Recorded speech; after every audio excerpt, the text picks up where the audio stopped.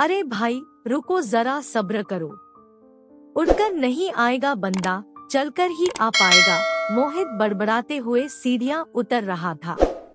उसने दीवार घड़ी पर नजर डाली, रात के 2:20 हो रहे थे। सोच रहा हूँ जहांगीर का घंटा लगवा लूं। ऐसे ठोक ठोक कर तो लोग दरवाजा तोड़ देंगे। बेल तो किसी को नजर आती ही नहीं। मोहित पीडियाट्रिशियन था, बच्चों का डॉक्टर, और उसे अक्सर ऐसे हालात से दो चार होना पड़ता था जब घबराए माँ बाप छोटे बच्चों को लेकर रात बिरात घर आ जाते थे। उसने इमरजेंसी ट्रीटमेंट की व्यवस्था कर रखी थी, लेकिन आज लगातार बुरी तरह दरवाजा ठोका जा रहा था। जैसे ही गेट खुला, एक लड़की उसे धकियाते हुए अंदर दाखिल हो गई और गेट बंद कर दिया। मोहित एकदम हड़बड़ा गया। फिर उसने गौर से लड़की का जायजा लिया। धूल सने बिखरे बाल, गंदे हाथ पैर, घिसी स्लीपर्स, कॉटन की मसली कुचली साड़ी, हुलिये से वह कोई भिखारन लग रही थी। पर उसकी बड़ी बड़ी काली आंखें, सुतवा नाक, कमर के नीचे तक लहराती चोटी, दमकती रंगत, भरे होंठ उसे कहानियों की जादूगरनी की याद दिला रहे थे, जो आधी रात को दरवाजा खटखटाती थी और किसी को भी अपने सम्मोहन में बांध लेती थी। कौन है आप? क्या काम है? अब वह थोड़ा परेशान, थोड़ा सावधान हो गया था और सीसीटीवी फुटेज के लिए स्क्रीन ऑन न रखने पर खुद को कोस रहा था। कुछ गुंडे मेरा पीछा कर रहे हैं। प्लीज मुझे यहाँ कुछ देर बिताने दीजिए।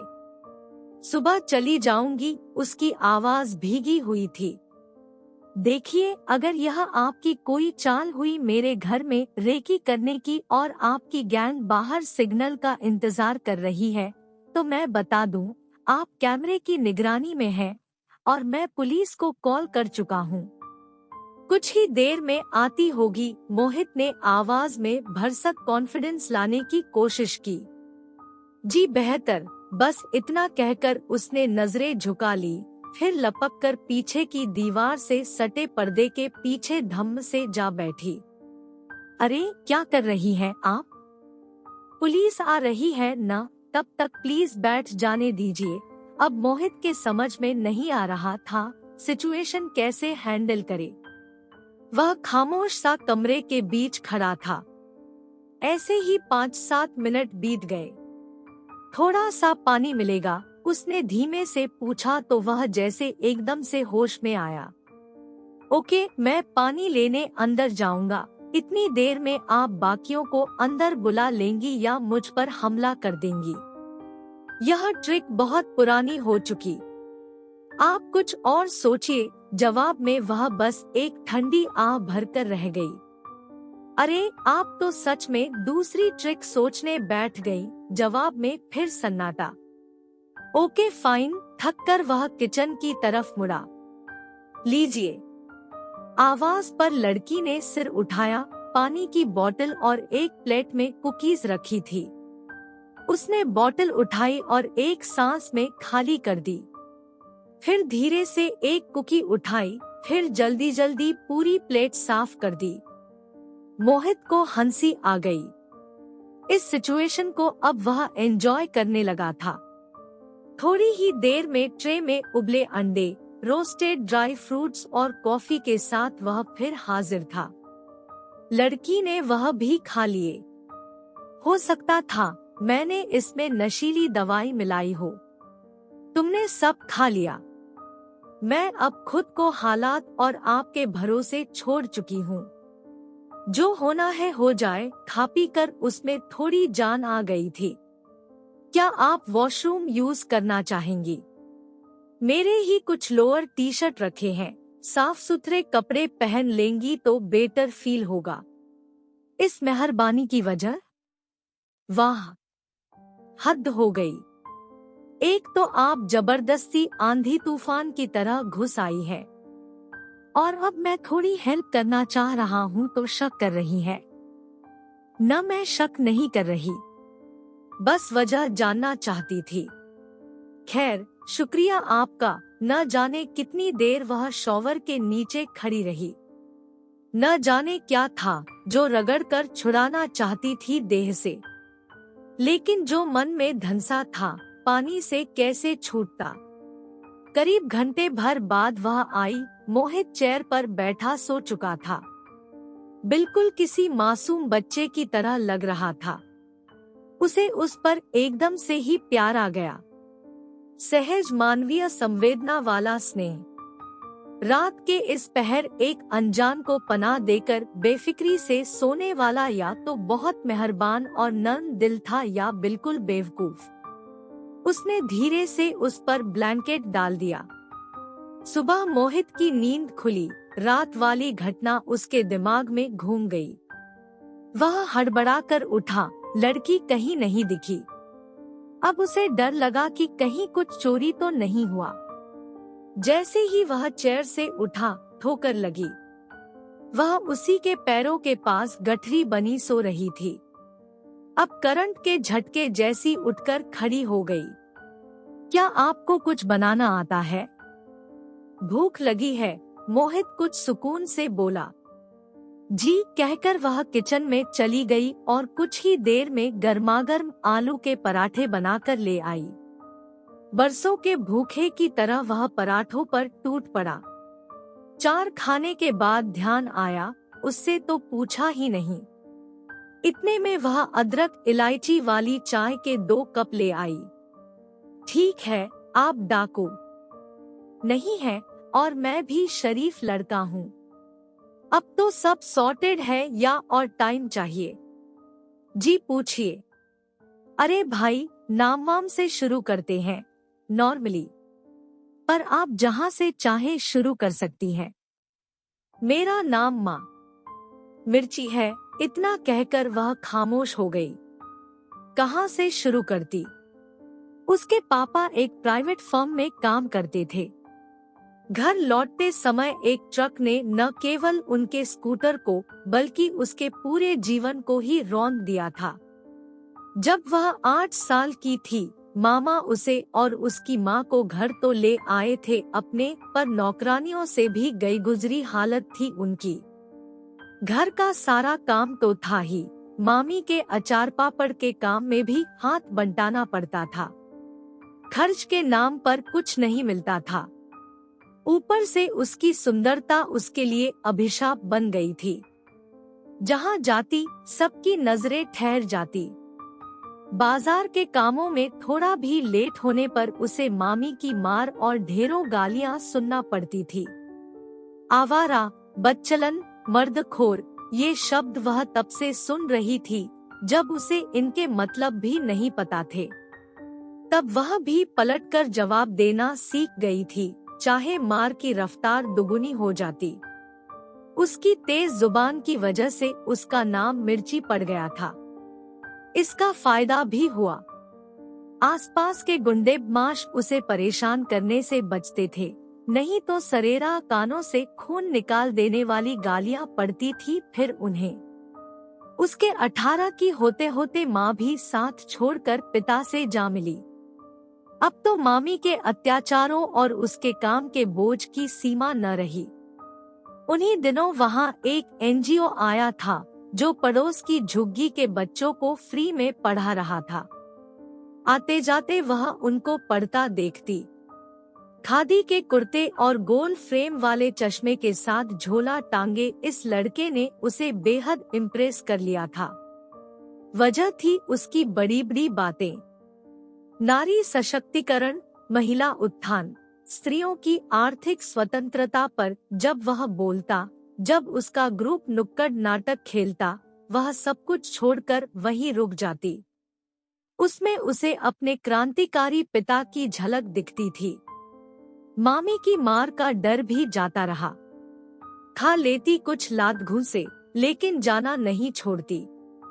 जब लड़के ने उसे नोटिस किया, वह भावनाओं में बह गई। अपनी पूरी व्यथाकथा कह सुनाई।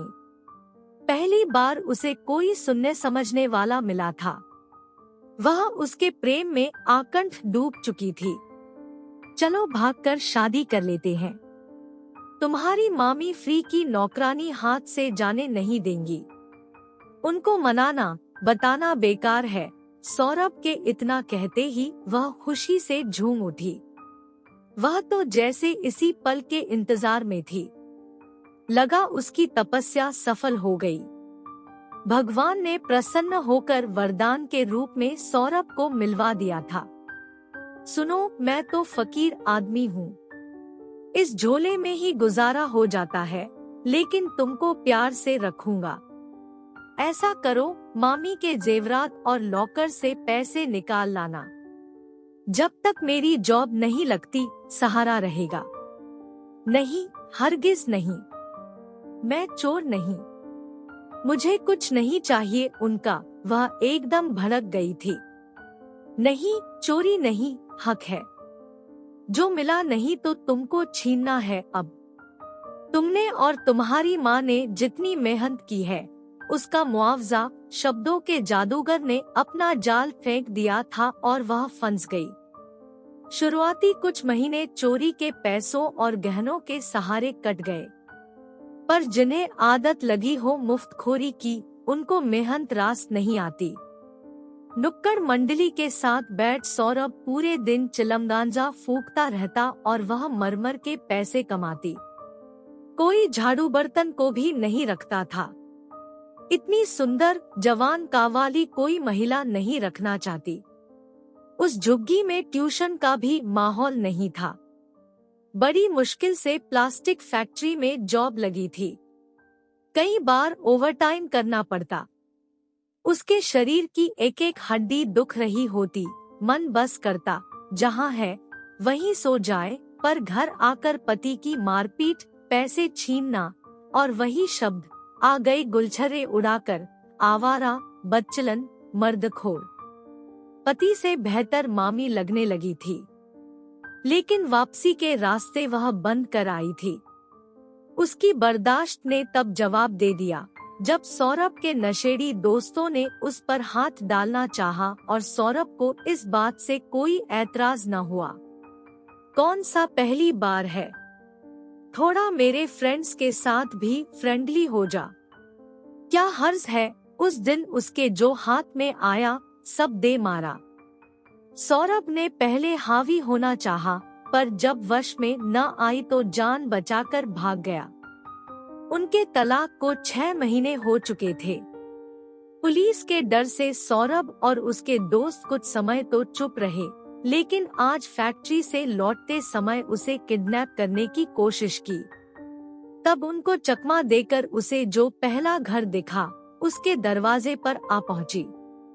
पूरी बात मोहित ने बहुत शांति से सुनी। अब कहाँ जाओगी? पता नहीं, कुछ पढ़ना लिखना आता है। एमए प्रीवियस का फॉर्म भरा है, प्राइवेट, इस साल इंग्लिश लिटरेचर। वाट, तुम पोस्ट ग्रेजुएट होने वाली हो, अमेजिंग। अच्छा एक बात बताओ, शादी करोगी मुझसे मिर्ची? वाट, क्या वाट, इतना आसान सवाल है, जवाब भी आसान हो। आप होश में हैं ना? बिल्कुल। और यह मत कहना मैं मजबूरी का फायदा उठा रहा हूँ एंड ऑल। 6 महीने हो चुके हैं तुम्हारे डिवोर्स को, कोई ठिकाना है नहीं, कहीं सेफ है नहीं, तो रिस्क ले ही सकती हो, थोड़ी हिम्मत करो तो। यह बिल्कुल फिक्शनल सी बात है। ऐसे कि एक रैंडम लड़की को कोई इंसान एक ही रात में शादी के लिए प्रपोज कर दे। सच्चाई कल्पना से ज्यादा विचित्र होती है मैडम।